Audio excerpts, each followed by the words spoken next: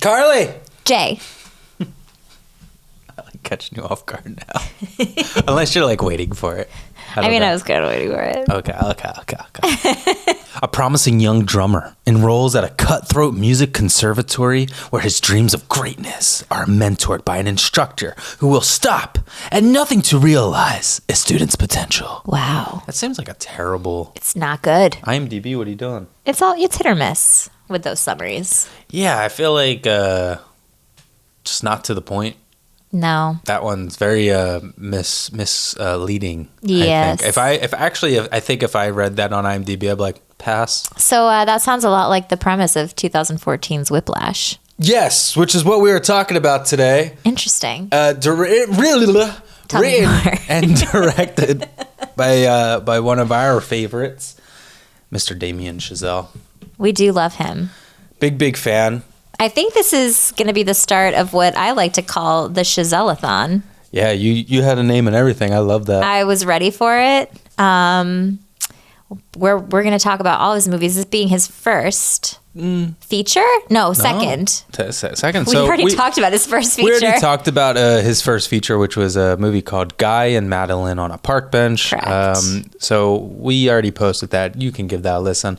But like studio release. Ish. It was still considered his first feature.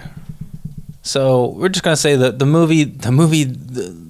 It's I don't know. Like, do you know what I mean? No, I totally get what you mean. Like I don't consider. Like I don't want to say like first real movie because that feels totally. like discounting. It's totally. Like I mean, not to.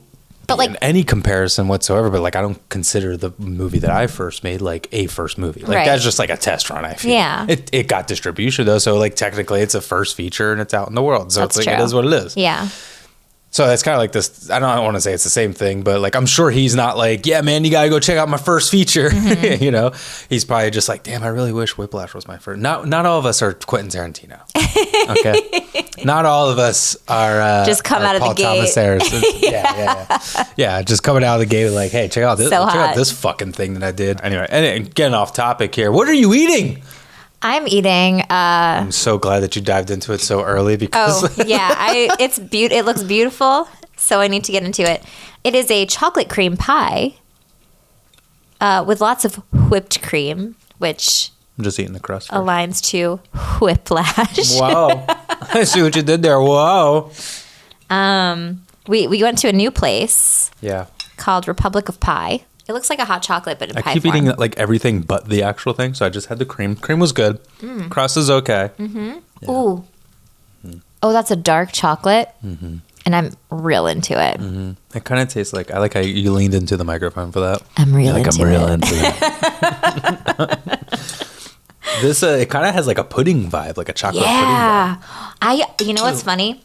Snack pack makes me think of Billy Madison, but Wait, what? snack packs, those little pudding cups. I would always put.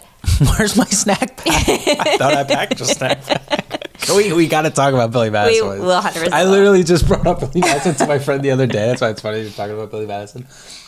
Give me a reason to insert Billy Madison into any conversation. I will take it. I was like, why? Because we used to cover like just goofy songs when I was in a band. Mm-hmm. And I text my friend who played bass in the band. I was like, why do we never cover this song? And I sent him the link to Billy passed the third grade. Oh, what a glorious day. That whole musical number is fantastic. That was a thing. Yeah, that was a whole production. I love that. I love that was, oh my God, we got to, yep, save that one. We'll save, we'll talk about that. Oh, but what I was saying. Snack pack. Yeah, snack pack. Chocolate pudding. I would always put whipped cream or Cool Whip Oh, really? on top. You want out? It was very similar to this. Carly's just like, I'm a kid again. I'm loving every second. Anyway, So we have not got into this at all. this movie is so good. First off, you saw this in theater, right? No. First run? Whoa. I didn't see this movie until this year. Dan Levy. Oh my God. I know. And it's so good. But when I tell you. Wait. Say that again. You didn't see this movie until this year. Yeah. You fucking shitting me? We had this conversation. I know, but I'm acting. I'm trying to act like I didn't know. God. movies. We had this conversation, Jay. No, we didn't. Anyway, what? Yeah. This year was the first Why? time that I'd seen this.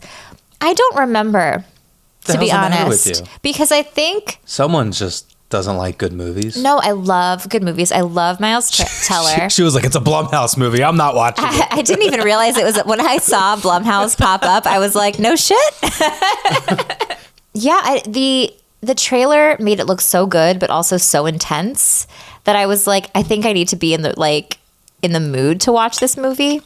And I will say, this movie was fantastic. I felt like I needed a Xanax at the end of it. Like, it made me feel similar to how I was watching, or how I felt when I was watching the end of like Uncut Gems, where I was literally like having heart palpitations and I was like, I'm gonna have a Definitely panic moments attack. of that. Definitely You know moments what I mean? of that. I mean, Especially the end.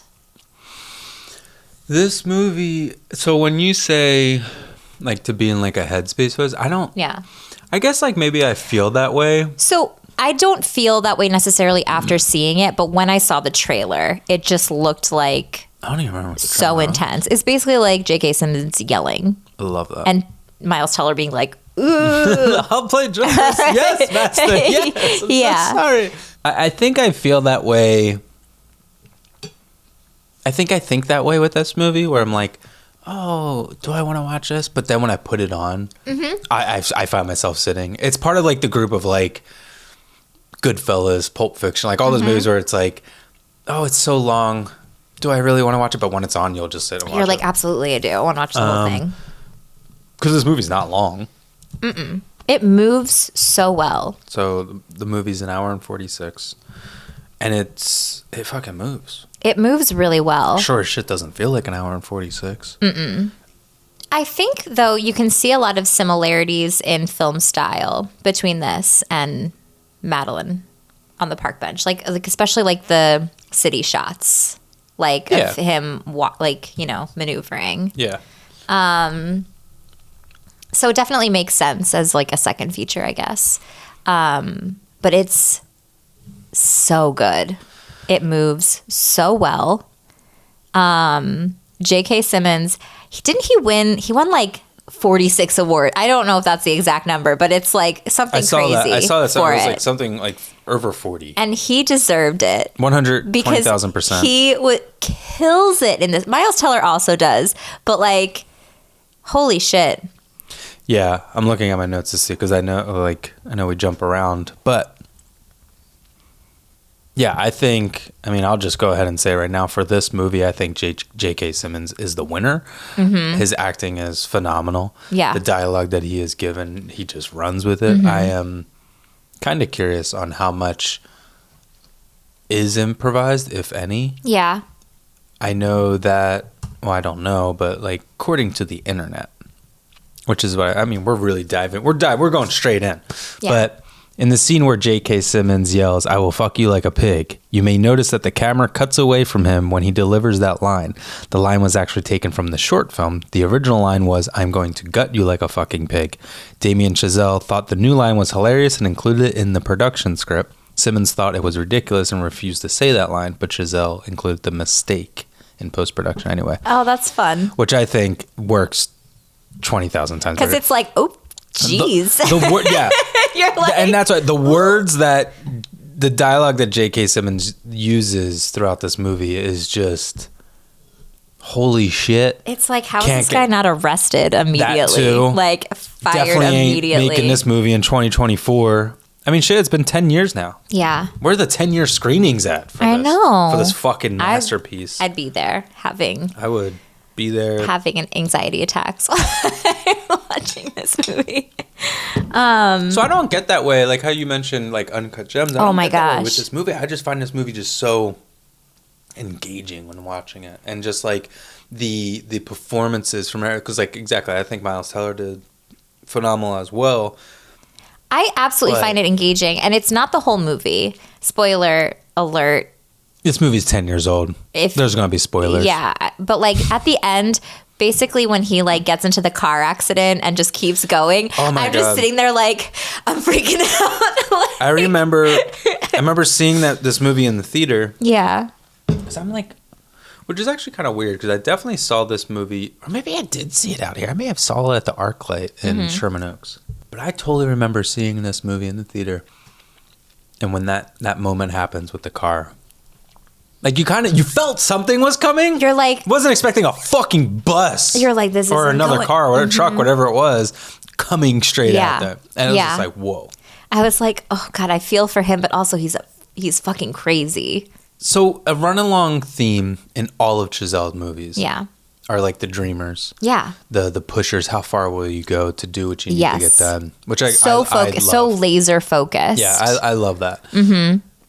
But he like literally loses his mind. I think out of all of his movies, this character, the Miles Teller character, which his name is... Andrew, thank you. You're welcome. I think he is the most... Like, I need to get... He's extreme. This. Yeah, it's a little... But he realizes it, right? Because he, like, obviously... But he wants to be the best, which I respect. I mean, he breaks up with his fucking girlfriend to just be like, listen, I'm trying to be the best that I could be, and you're going to be an interruption, essentially, which I'm just like, pimp.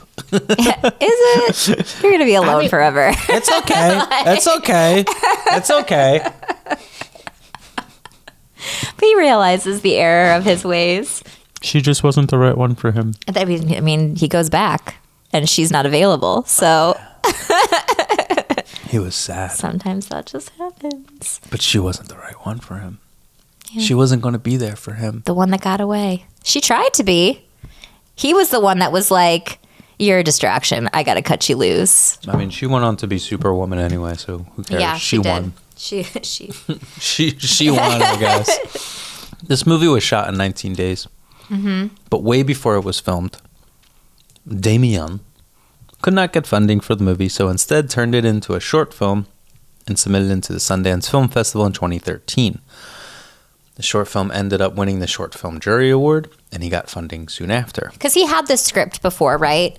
But he couldn't get funding, so he took that, like, 15 pages of whatever is the short, which is also in the movie. I guess so, yeah. Right. Did you ever see the short? No. I want to, because I love the actor that plays Andrew's character I don't know who that in guy it. is. It's the kid from... Johnny Simmons? Yeah, he's from Scott Pilgrim Saves the World. He plays... Oh, yeah. It is. Yeah. I love him. That's funny. I didn't even really realize that. Yeah. He is not the Andrew, in my opinion. Well, you saw... I think it's better casting. What? With Miles Teller. Okay, yeah. Well, I mean, obviously, that's why they kept... Because Miles Teller and I... He kind of is... He has that arrogance about him. Teller? And yeah.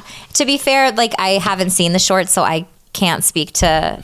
Way to fucking research. I can't speak no, I'm just kidding. I can't speak to his... I couldn't find it. Is that on YouTube? YouTube has everything. I don't know. I Googled it. It didn't come up. I literally just typed in Whiplash short film and it pops right up. Okay, well... Okay, ma'am. Someone... I dropped the ball, apparently. I'm just kidding. But Miles Teller has that, like, arrogance of, like... Absolutely. I believe that this fucking kid would challenge someone who's constantly screaming in his face. Yeah. To be honest with you, the short IMDb description is much better than what the movie one was. Yeah. The short one is a ferocious bullying music teacher teaches a dedicated student. I'd be like, that's it. Okay, you kind of got my attention. Yeah. Not that bullshit that I read earlier. Yeah.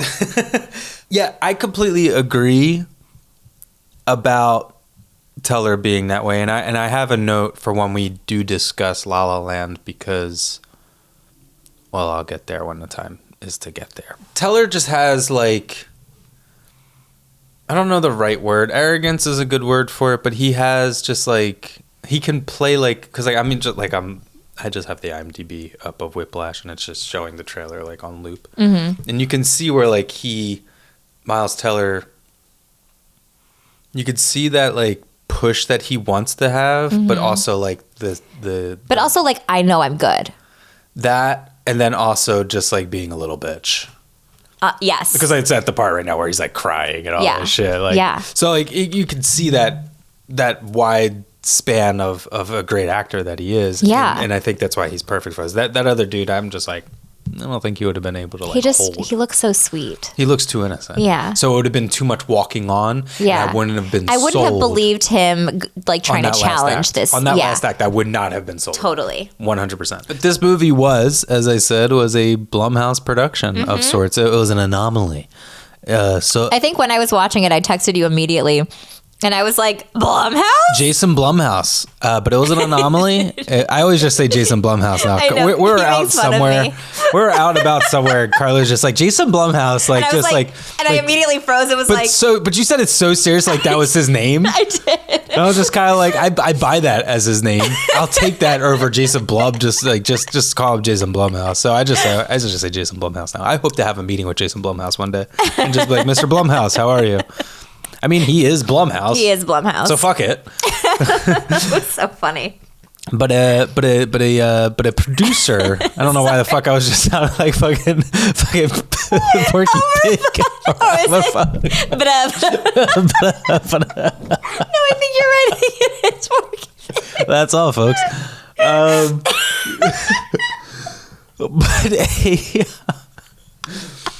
Why is it that every drama movie that Blumhouse puts out, Great. they get Oscar nominations and shit? I'm like, guys, do you see a pattern? Maybe you guys shouldn't stop, because your fucking horror movies have been trash lately. I'll fucking say it. Saying it straight to the fucking camera, looking dead at the fucking barrel of the lens. Your movies are trash lately. Maybe you guys should focus on some drama movies, because they actually bring in not that much money, because as I have a note here, this is the lowest grossing movie ever to be nominated for an Academy Award for Best Picture. That's killer. So Jason Blumhouse, get your shit together. Black Klansman. Oh, Black Klansman was so good. Didn't Black Klansman win Best Picture or Best Director? I think it won Best Director. Yeah. Now we're just talking out of our ass. We are. Sorry, I don't know. The film was shot, edited, and submitted into Sundance in 10 weeks. That's fucking bold. Wait, the feature or the... Apparently. Wow. I'm trying to do that with my next movie. That's wild. That is pretty wild. That's quick. That's like... There was a lot of cocaine on that set. In post-production, production, pre-production. They were just like, we got Sundance, baby. Let's go. Let's go. Let's get it going. Although a visual double was used, all of Andrew's drumming was performed by Miles Teller himself to pre-recorded tracks. Because he started playing when he was like 14, I think. Apparently, that's I saw. yeah. But then he also did like a 4-month crash course. Yeah. I love that. I think it's so important when actors actually learn how to efficiently play their instruments when they're in. It's like the same thing with Ryan Gosling in La La Land, which we'll talk about it later. It's the same thing as. It's a terrible example. Never mind. That thing you do? Oh. No. What? Josie and the Pussycats. I mean, they did not. I think they like would practice as a band, but like they didn't practice enough. But it's Josie and the Pussycats, so it's fine. Yeah. But like in a movie like this, where you're so crucial. up close and personal, you have to. I also feel like I'm also just the person that's like, oh, you're getting paid. Well, not for this movie, but like some huge action movie getting paid, $20 million to be in the damn movie. And it's just like they have a stunt person. It's like, motherfucker, you jump off that cliff. I would have a stunt person because obviously if they get hurt, that's totally. like I mean, a there's problem. obviously like procedures of doing the correct things and whatnot. But like for something like this, where it's like, oh my gosh, you're going to pay me to like become a master at the drums. Sign me up. You know what I mean? Take advantage of it. Yeah. It's part of the craft. I'm very happy that Dane DeHaan turned down the role of Andrew. Same. I don't think that would have hit the same. I don't think it would have either.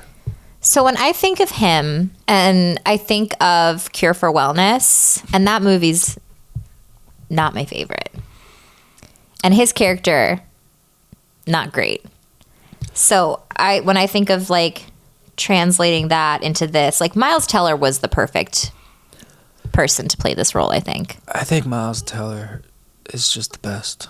I think he's one of the better younger actors. Yeah.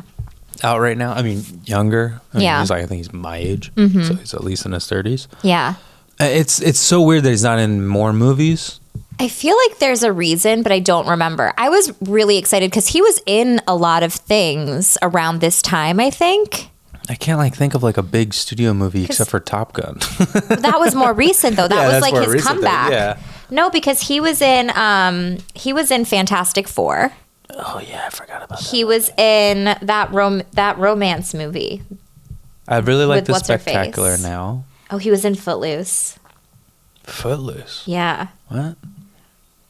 Yeah. What? 2011. Is that a remake? Mm-hmm. Oh. Yeah, the 2011 Footloose. Project X, which was fun. He was in Divergent. He was in a lot of movies around 2014. Oh yeah, War Dogs. Remember that movie? I never saw it, but I remember it came. I remember it came out. I like that movie. And Bleed for this. He was in a Taylor Swift music video. Oh. Just in case you didn't know that. It was Taylor's version. It was. Too Old to Die Young. He was in that series. But then I feel like a lot of the things that he was in were a little bit more quiet. And I don't know if it coincided with like when he got married, but then like Top Gun definitely was like I'm back baby with a mustache. Yeah.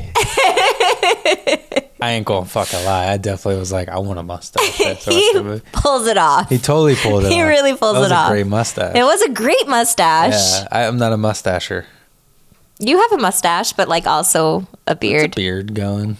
Never just one of just when you like, shave, do you ever just like leave it as a mustache? Oh, dude, I do the funniest things when I like when I go at it. I think like the do you last ever go time out with I, it? like, no.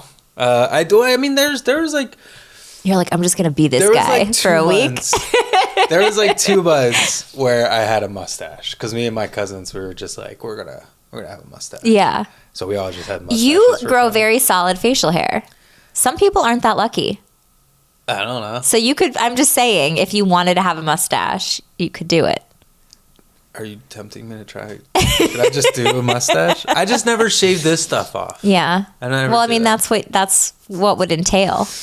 You know? I'll just have that scruffy like Daniel Day-Lewis, like Daniel Plainview look where it's scruffy still, but you could tell that there's a mustache there. Yeah. Anyway, Whiplash. Sorry. I'm sorry, dude. I got distracted by Miles Teller's mustache. No, you're totally fine. You know who surprised me? While I was watching this was Paul Reiser. Because I feel like he's another person that I don't see too often. And so whenever he pops up, I'm like, oh, mad about you. Like it just immediately makes me think of that. He's one of those like really good supporting actors in this movie because like you forget about him, and then when you think like, oh yeah, he was really fucking good in this movie. Because obviously, like as said, J.K. Simmons steals the entire damn show. Yes. Like he's just when I think of Whiplash, I just automatically think of J.K. Simmons and all the dialogue absolutely he says. Yeah. Then comes Miles Teller and how I think he just plays like a good fighter, learner, fighter, whatever, defender. And then you think of the dad and it's just like, oh yeah. I also think of I don't know his name, but the other drummer, the like asshole Austin guy. Stowell. That one. Brian. That guy. Yeah. He's so shitty, but then I don't know. I think there's that one line that he says. He's like, fuck you. Like, what does he say? When he's just like, oh yeah, this is my part now or whatever. He's just like, fuck you, it's your part. learn how to fucking says. I forget what the acting is just so good. The intensity that goes on. So good, and it's the rivalry between these two characters is so good, and it starts right off the bat, which is just so effective. Yeah, I mean that opening shot too is so good of him just playing the drums. Yeah. Yeah.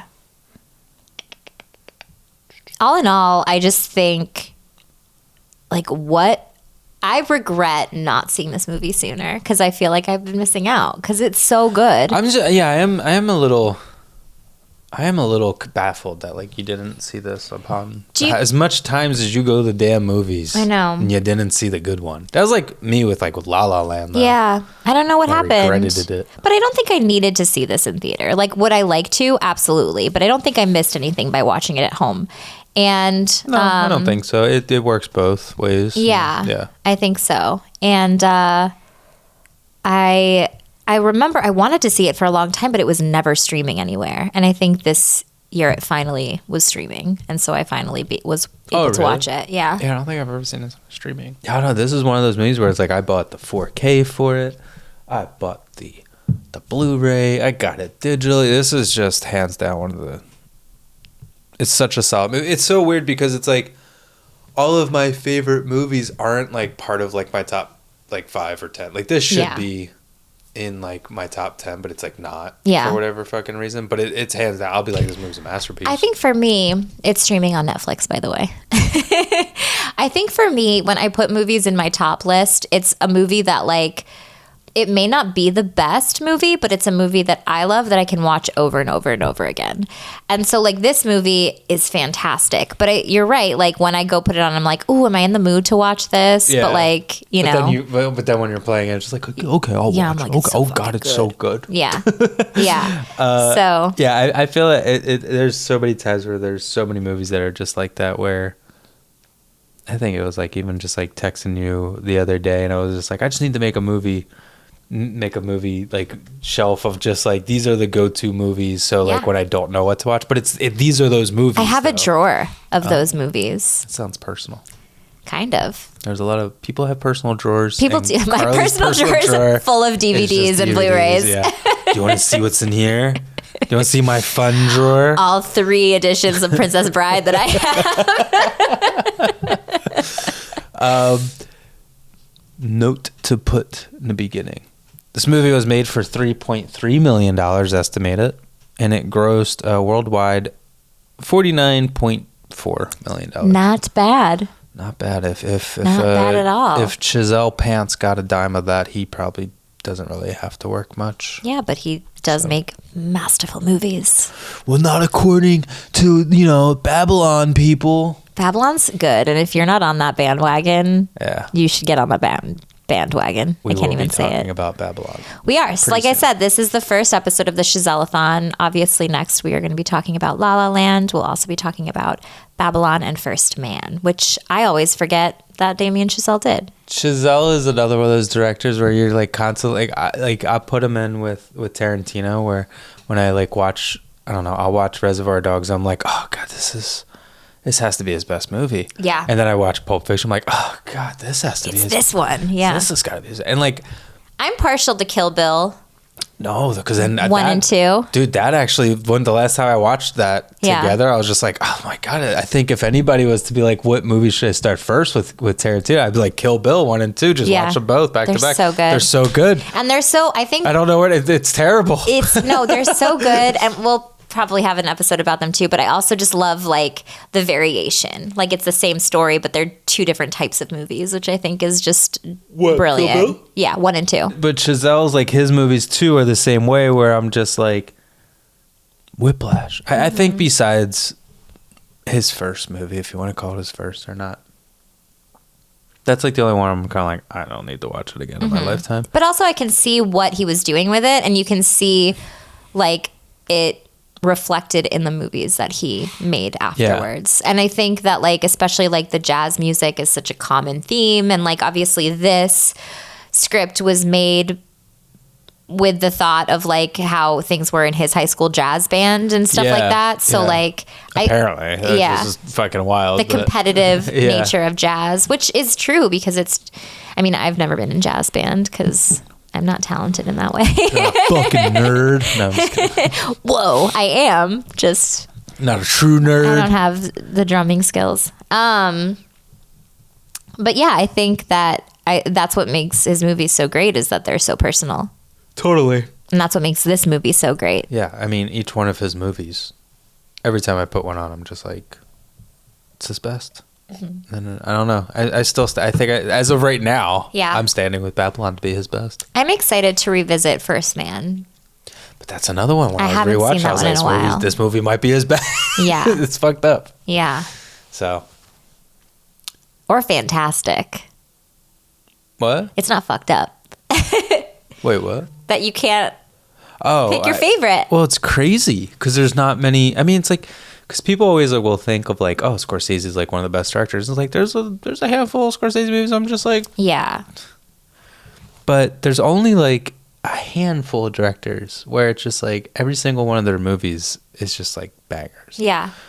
I think I've found that the directors that make fewer movies are like so solid because it feels like they take care in each of the things. You know, I feel like once things get crazy, once you get really big and you have to like make all these different movies and maybe you get signed on to things that you didn't really want to get signed on to. I feel like there's just so many logistics, but I think that these directors and the directors that you named, they're making projects that they want to create and put out into the world. And so it's just like, and obviously they have tastes similar to my tastes because I connect with every single movie. Totally. You know?